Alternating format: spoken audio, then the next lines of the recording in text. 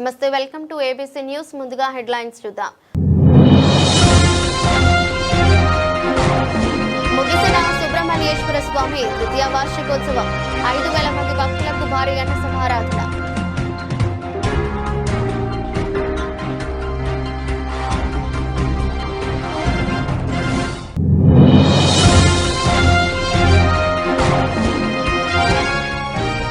Dhavaleswaram PHC నందు HPV vaccine ప్రారంభోత్సవ కార్యక్రమం. పాల్గొన్న ఎమ్మెల్యే గోరంట్ల.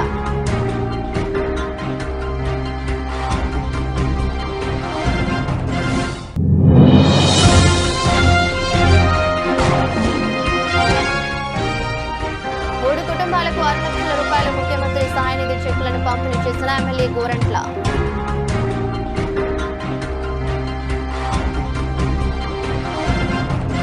స్థానిక లాలా చెరువు హౌసింగ్ బోర్డు కాలనీలో మాజీ కార్పొరేటర్ నండూరి వెంకటరమణ వ్యవస్థాపకులుగా నిర్మాణం చేసిన శ్రీ బలి దేవసేన సమేత సుబ్రహ్మణ్యేశ్వర స్వామి ఆలయం ద్వితీయ వార్షికోత్సవ వేడుకలు ఘనంగా ముగిశాయి. ఉత్సవాల ముగింపు సందర్భంగా 5,000 మంది భక్తులు భారీ అన్న సమారాధన నిర్వహించారు. మంగళవారం ఉదయం నుంచి సుబ్రహ్మణ్యేశ్వర స్వామి వారికి ప్రత్యేక పూజలు, అభిషేకాలు జరిగాయి. ఆలయ ధర్మకర్త నండూరి సుబ్బారావు, సత్యదేవి దంపతులచే ఆలయ అర్చకుడు బ్రహ్మశ్రీ తుట్టగుంట అజయ్ కిరణ్ శర్మ ఈ కార్యక్రమాన్ని నిర్వహింపజేశారు. లాలా చెరువు గ్రామం ప్రజలు, అలాగే మన నండూరి సుబ్బారావు గారు ధర్మకర్తగా ఈ దేవాలయం నిర్మించారు.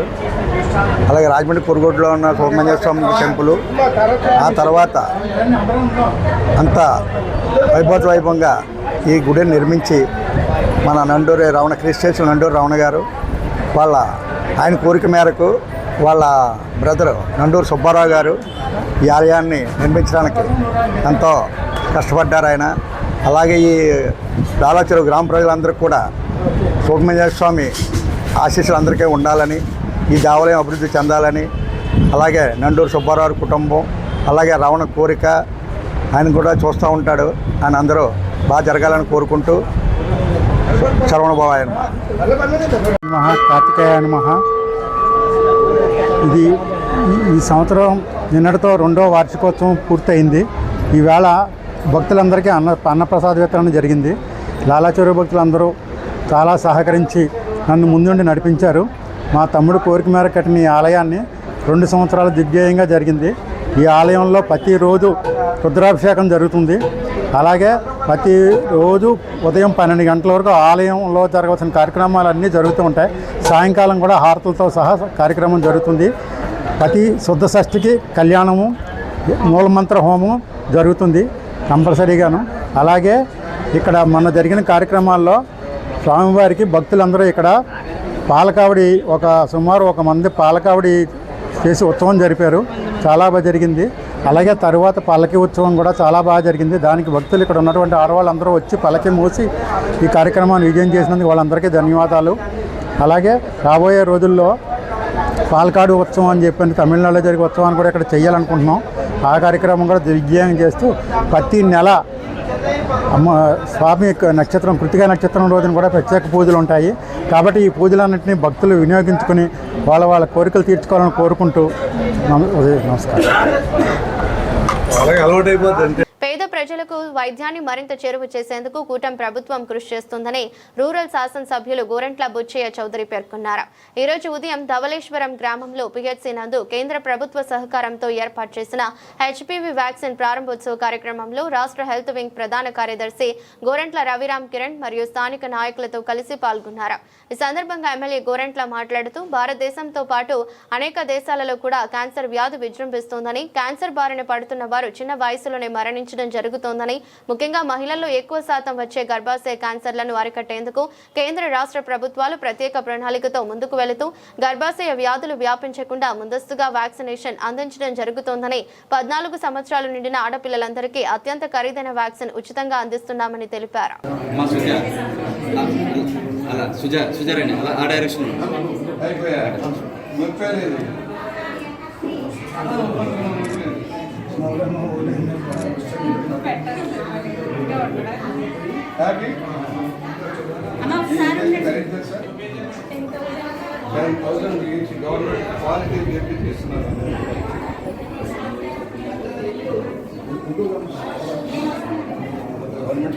చూస్తున్నారు కదా, మీకు కాదులే పిల్లలకి. ఇవాళ భారతదేశంలో ప్రపంచవ్యాప్తంగా కూడా క్యాన్సర్ విజృంభిస్తూ ఉంది. చిన్న వయసులోనే మరణం సంభవించడం, ముఖ్యంగా మహిళలకు వచ్చేటప్పటికి గర్భాస్థ సమస్యలు రావడం, దాంట్లో మరణానికి గురవుతున్నారు కనుక దీన్ని నిరోధించడం కోసం ఇవాళ ప్రభుత్వం, కేంద్ర రాష్ట్ర ప్రభుత్వాలు కలిపి ఒక భారీ కార్యక్రమాలు చేపట్టాయి. లక్షలాది మందికి వ్యాక్సినేషన్ ఉచితంగా వేయించాలని, ఒకప్పుడు టీబీకి ఎలా ఇచ్చామో, అనేక మహమ్మారికి వ్యాక్సినేషన్ ఎలా ఇచ్చామో, అలాగే దీన్ని కూడా నిరోధించడం కోసం వ్యాక్సినేషన్ కార్యక్రమాలు అనేది ఉచితంగా ఖరీదైన వైద్యం. ఇది విడిగా వెళ్ళాలంటే 4,000, 6,000, 10,000 రకరకాలు ఉన్నాయి. কিন্তু ఇప్పుడే డాక్టర్ గారు ఎంక్వైరీ చేశారు, ఎలాంటి ముందు అంటే అది 10,000 రూపాయలు, బయట మార్కెట్లో 10,000 ఉంటుంది ఇంజక్షన్ చేయాలంటే. అలాంటిది ఆడపిల్లలకు ఇస్తూ ఉన్నారు. ఇంటర్ దాకా ఇవాళ ఏంటంటే హై స్కూల్ లెవెల్ వెళ్తున్నారు, 14 ఏళ్ళు, రేపు ఇంటర్ దాకా కూడా ఆడపిల్లలు ఉంటారు. దశల వారిగా ఇవాళ 4 లక్షల మందికి రాష్ట్రంలో 4 లక్షల పైచులకు వారికి ఇవ్వాలని నిర్ణయం చేసుకొని ముందుకెళ్తున్నాం. రోజుకి 20 మందికి వ్యాక్సినేషన్ ఇస్తాం. ఇక్కడ అనేక కేంద్రాలు ఉన్నాయి. ప్రతి కేంద్రంలో కూడా ప్రతి ఒక్క బాలిక 14 సంవత్సరాలు ఉన్న ప్రతి బాలికకి రాష్ట్రంలో వ్యాక్సినేషన్ చేయాలనే నిర్ణయం ఇవాళ జరుగుతుంది. తర్వాత మనం వాటిని కూడా ఎన్హాన్స్ చేసుకుంటూ ముందుకెళ్ళే కార్యక్రమం అవుతుంది. అలాగే ఇవాళ ఏదైతే తెలుగుదేశం పార్టీలో కట్టుబడి పనిచేసిన ఇద్దరు మాణిక్యాలరావు గారికి, రామారావు గారికి 2 లక్షల రూపాయలు, అలాగే ఏదైతే సాయిబాబా గుడి దగ్గర ప్రమాదంలో మాణిక్య కుటుంబానికి 2 లక్షల రూపాయలు, 6 లక్షల రూపాయల చెక్కులు కూడా ఇప్పుడు తీసుకొచ్చాం. ఇప్పుడు వెళ్ళి మనం వాళ్ళు కూడా ఇస్తాం. తెలుగుదేశం పార్టీ ప్రజల సమక్షంలో ప్రజల కోసం పనిచేస్తుంది. ఆరోగ్య రంగంలో అభివృద్ధి చేసే కార్యక్రమం అమలవుతోంది. ఎందుకంటే ఆరోగ్యమే మహాభాగ్యం. ఇవాళ కేంద్ర రాష్ట్ర ప్రభుత్వాలు వాళ్ళ సీఎం రిలీఫ్ ఫండ్ ఈ ఒక్కరోజు 33 లక్షల రూపాయలు తెచ్చాను. మొన్న 32 లక్షల రూపాయలు తెచ్చాను. వచ్చే ఇల్లు వచ్చినప్పుడల్లా ఒక 34 లక్షల రూపాయలు తెచ్చి చెక్కులు పంచడం జరుగుతుంది. మళ్ళీ రేపు 15వ తారీఖున 33 లక్షల రూపాయల చెక్కులు కూడా డిస్ట్రిబ్యూట్ చేస్తాం. దాన్ని కూడా వర్కౌట్ చేసుకుంటూ సద్వినియోగం చేసుకుంటూ కోరుకుంటూ ఈ హాస్పిటల్ సేవను ఉపయోగించుకోండి. సిబ్బంది కూడా ఏం కావాలన్నా చెప్పండి సార్. వాటర్ ప్లాంట్ ఉంది కదా, లేదు సార్. ప్లాంట్ జగదీప్ ప్రసాద్ గారు డబ్బులు కట్టుకుంటారు. భయపడిపోతామండి. ఇప్పుడున్నా మీకు అండగా ఉంటాను. రాత్రి బౌళ్ళు సర్వీస్ చేయండి. ఇక్కడ ఎపిడమిక్ డిసీజులు ఎలా ఉన్నాయో చెక్ చేసుకోండి. ఈ గ్రామంలో డ్రైనేజ్ ఇంప్రూవ్ కావాలి సార్, ప్రయత్నం చేస్తాం. ఈ రోడ్డు కూడా అయిపోతున్నాం. ఈ రోడ్డు కూడా వైట్నింగ్ చేసే కార్యక్రమం అవుతుంది. పుష్కరాల నాటికి ధవళేశ్వరం స్టేపులు మార్చే కార్యక్రమం అమలు చేయబోతాము. అందరం కలిసికట్టుగా డెవలప్ చేసి ఇంత కూడా పరిశ్రమ చేసుకోవడాన్ని, అలాగే ఈ సెంటర్ కూడా ఇంప్రూవ్ చేసుకున్నాం. చాలా వరకు ఇంప్రూవ్ అయిన ఇంకా కావాల్సి ఉంది. వెయిటింగ్ కార్యక్రమం, అలాగే టీవీ సెంటర్ కూడా జరుగుతున్నారు. ఇవన్నీ క్లియర్ చేసుకున్నాం. ఒక మంచి ఆరోగ్య వాతావరణం వచ్చింది.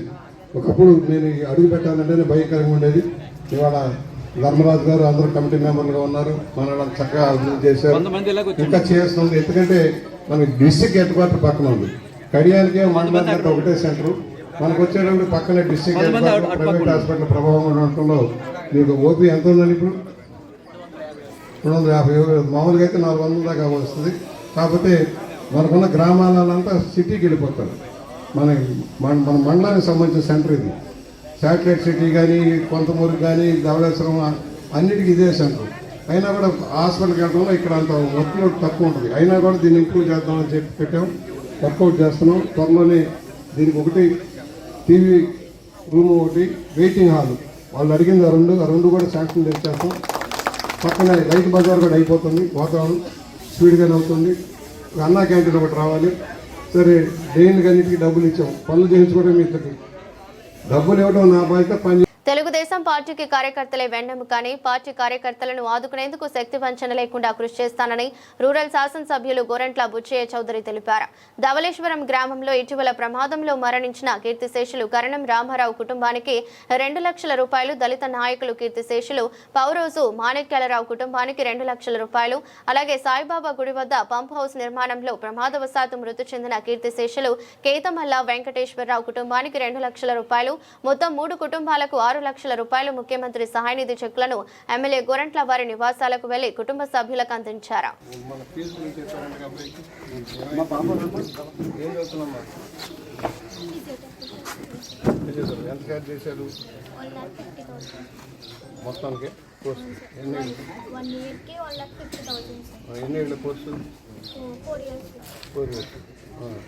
గవర్నమెంట్ ఫీజు రియంబర్స్మెంట్ ఏం లేదు. 10,000 చెప్పండి, ఇచ్చారండి. 10,000 తగ్గించారండి 4 ఏళ్ళకి. వీరికి 10,000 అండి, 40,000 తగ్గించి ఉన్నారు. సంవత్సరానికి 1,40,000 కట్టుకున్నాం. 10,000 తగ్గిస్తే 1,30,000. 1,40,000 నేను కూడా ఒకసారి చెప్తాను. ఎన్ని కట్టారమ్మా మొన్న? ఇంకా ఎంత కట్టాలి? ఆల్రెడీ కొంత కట్టారా?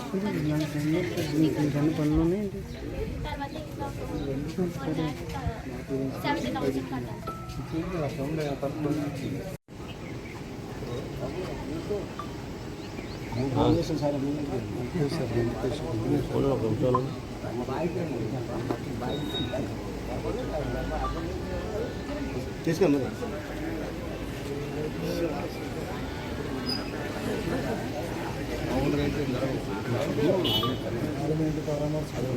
మాకే ఆశ్చర్యం.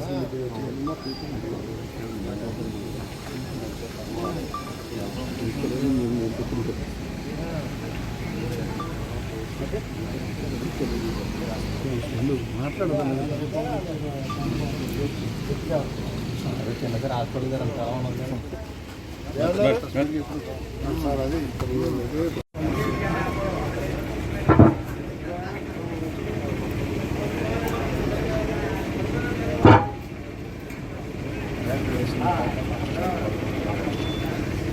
అమ్మడం లేరమ్మా, అమ్మడం లేరా?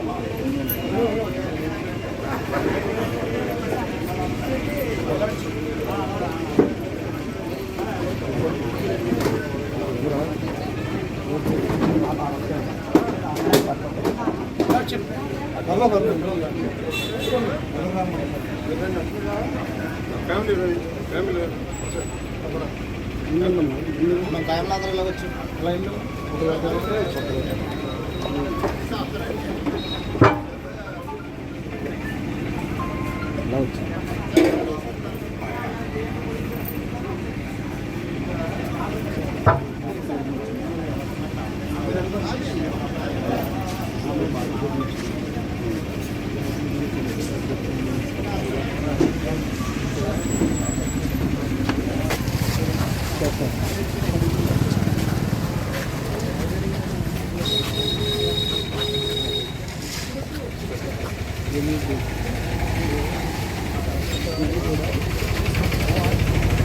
మహిళల ఆరోగ్య భద్రతకు కూటమి ప్రభుత్వం అధిక ప్రాధాన్యత ఇస్తుందని రాజమహేంద్రవరం శాసనసభ్యులు ఆదిరెడ్డి శ్రీనివాస్ అన్నారు.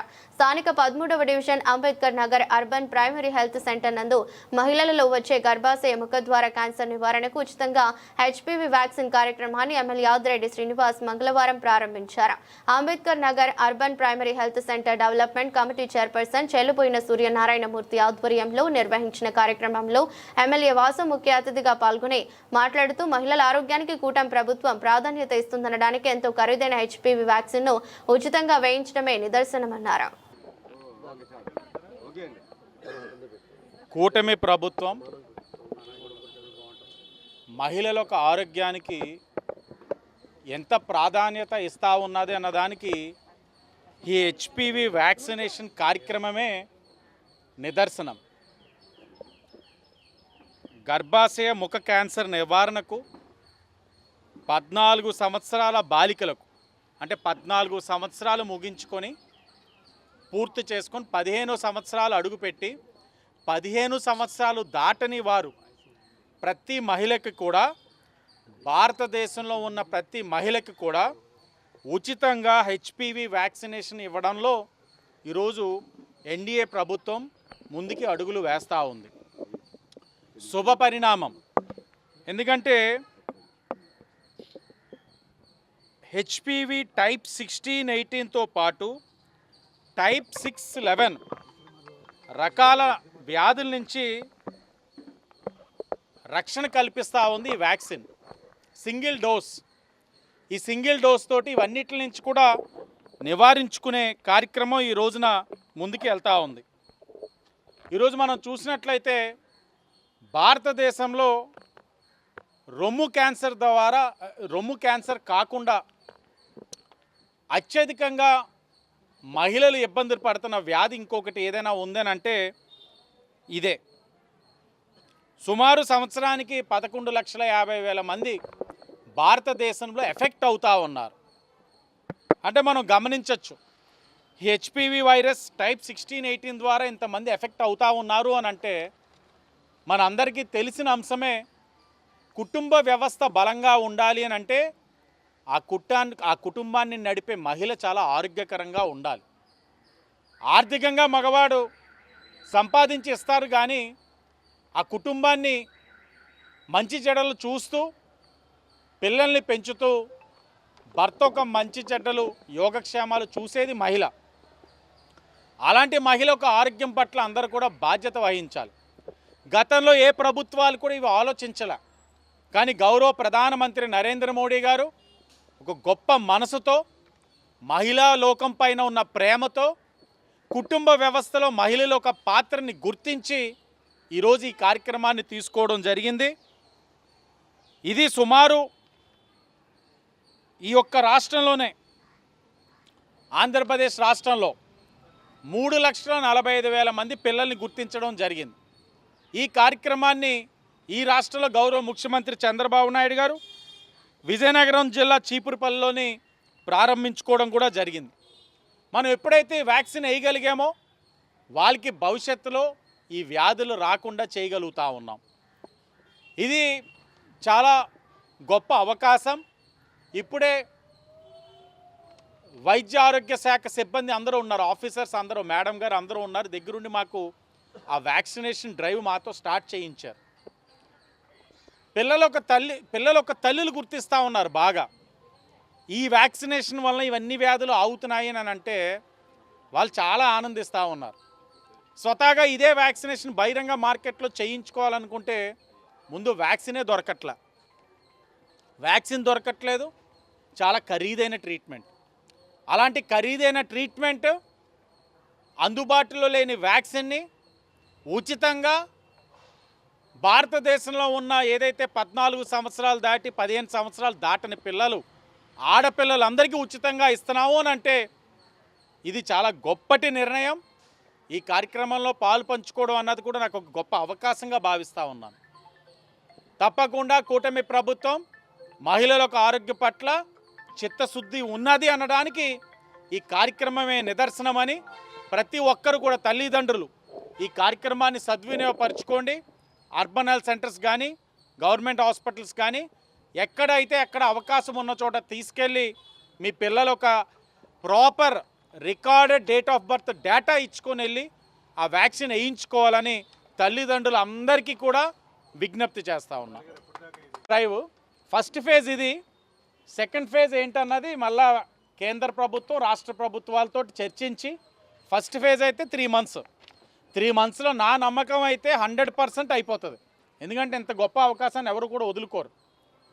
సెకండ్ ఫేజ్లో మరి బహుశా ఏజ్ ఫ్యాక్టర్ని అయినా రిలాక్స్ చేసి, స్ట్రెచ్ చేసి నెక్స్ట్ ఏజ్ గ్రూప్ అయినా వెళ్తారన్నది చూడాలి.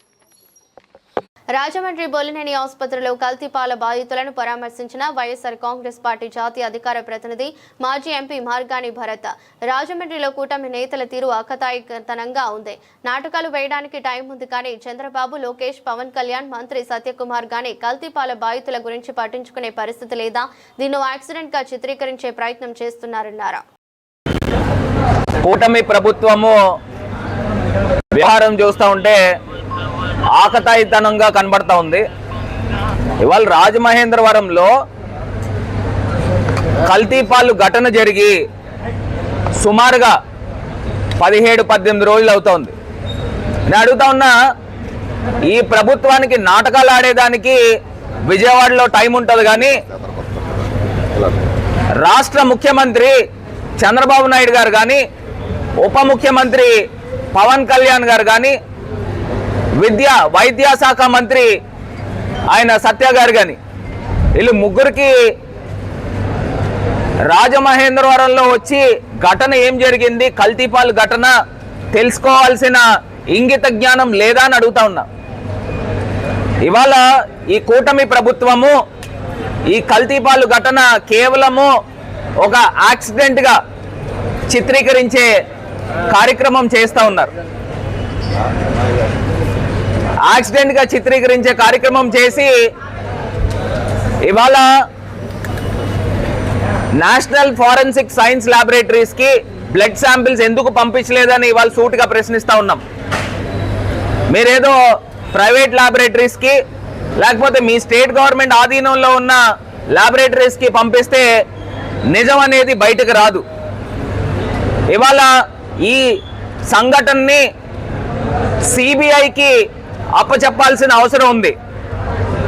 ఏదైతే తిరుపతి లడ్డూలో ఏ రకంగా అయితే సిబిఐకి అప్పచెప్పిన తర్వాత వాస్తవాలు ఏ రకంగా అయితే బయటకు వచ్చినాయో ఖచ్చితంగా కల్తీపాలు ఘటనలో కూడా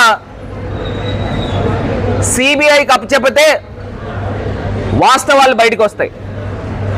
వీళ్ళు ఏదైతే ఆ రోజున పోలీసులు ఒక హై డ్రామా క్రియేట్ చేసి కూలెంట్ లీక్ అయింది, ఆ కూలెంట్ లీక్ అయిన దాంట్లోంచి ఆ ఇథిలీన్ గ్లైకాల్ వచ్చి పాలల్లో కలిసింది, ప్రమాదవశాత్తు తాగారని చెప్తా ఉన్నారు.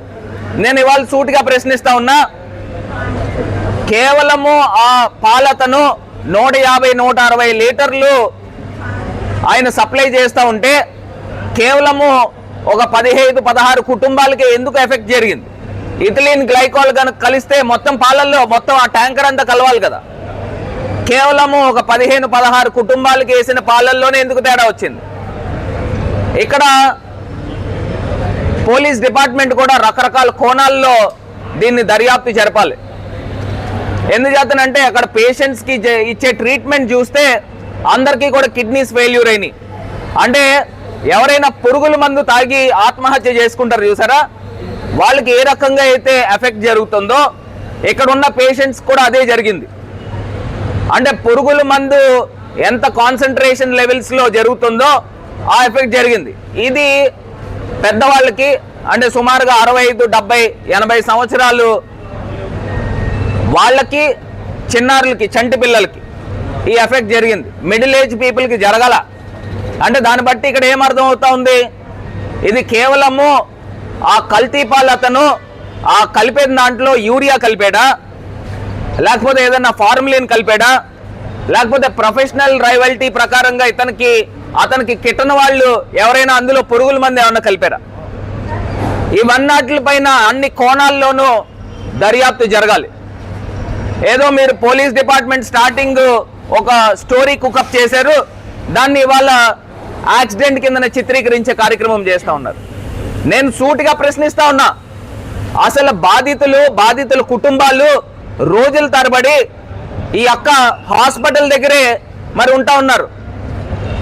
వీళ్ళు మళ్ళీ ఎక్స్గ్రేషన్ ఏమో చనిపోయిన వాళ్ళకి 10 లక్షలు ప్రకటించారు. బాగుంది. కాకినాడ ఘటన ఆ ఫైర్ మిషాప్ జరిగితే అక్కడ చనిపోయిన వాళ్ళకి 20 లక్షలు ప్రకటించారు. ఏంటి వ్యత్యాసం ఏంటి? ఈ రెండు కూడా గవర్నమెంట్ తప్పిదాల వల్లే జరిగింది. ఇది ఈ ప్రభుత్వం యొక్క నిర్లక్ష్యం వల్లే జరిగింది. నిజంగా ఎప్పటికప్పుడు ఈ అన్ఆర్గనైజ్ సెక్టర్ని ఆర్గనైజ్ చేసి ఎప్పటికప్పుడు మానిటర్ చేసి మిల్క్ అనలైజర్స్ ద్వారా దీన్ని గవర్నమెంట్ బాధ్యత తీసుకుని ఉండుంటే ఈ ఘటన జరిగి ఉండేది కాదు కదా. 2023లో మిల్క్ ప్రొక్యూర్మెంట్ యాక్ట్ అని జగన్మోహన్ రెడ్డి గారు అప్పుడు ఒక చట్టం తీసుకుని వచ్చారు. ఆ చట్టం ఇది చెప్తా ఉంది, ఎప్పటికప్పుడు కంటిన్యూస్ మానిటరింగ్ జరగాలి, మిల్క్ అనలైజర్స్తో దీన్ని అనలైజ్ చేయాలని. నిజంగా గవర్నమెంట్ తలుచుకుంటే చేయలేరనండి ఇవన్నీను. ఇవాళ మరి బాధిత కుటుంబాల పరిస్థితి ఏంటి? నిజంగా చిన్నారులను మనం చూస్తే చంటి పిల్లలు 6 మాసాలు, సంవత్సరం వయసు ఉన్నవాళ్ళు, ఆ పిల్లలు 18 రోజుల నుంచి మృత్యువుతో పోరాటం చేస్తూ ఉన్నారు.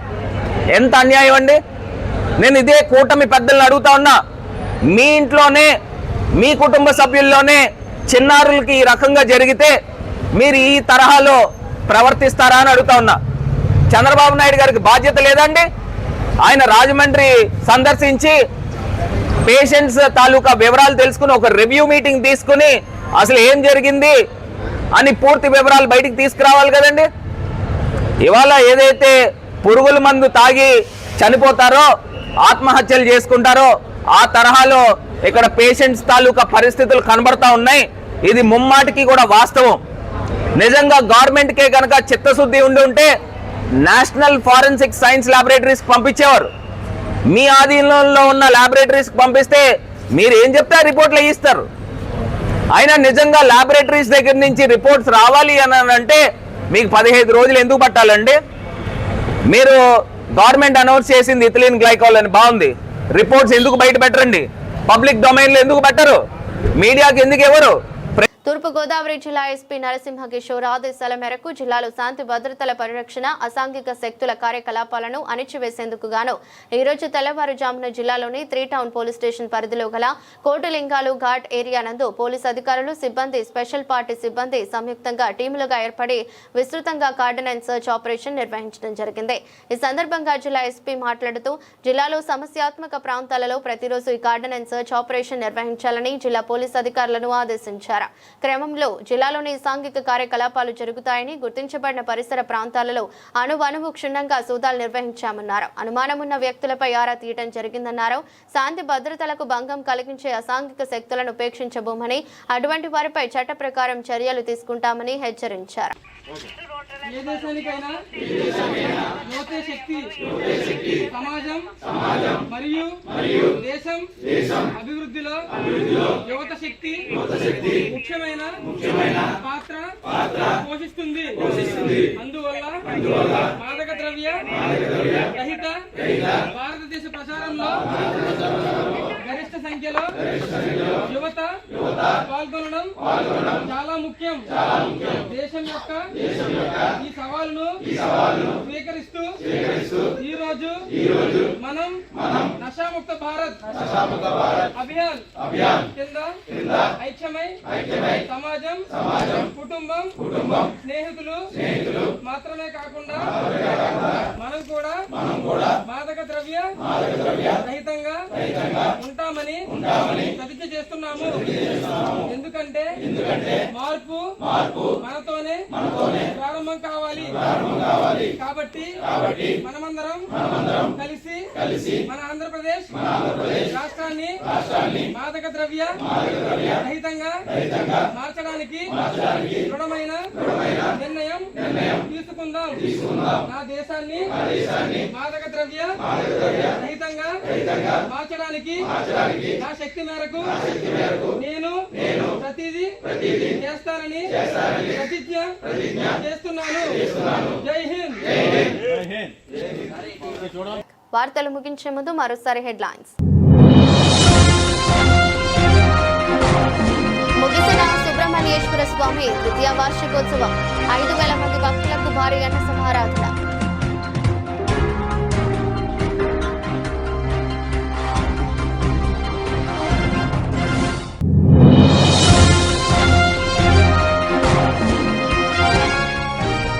ధవళేశ్వరం పిహెచ్సి నందు హెచ్పి వ్యాక్సిన్ ప్రారంభోత్సవ కార్యక్రమం, పాల్గొన్న ఎమ్మెల్యే గోరంట్ల.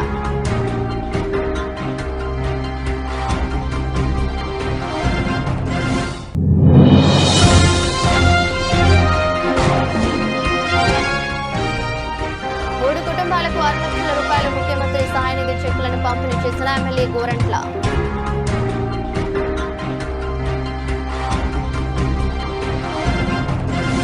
ఇదొరస్ట్ బులెటిన్. మరో బులెటిన్లో మళ్ళీ కలుద్దాం.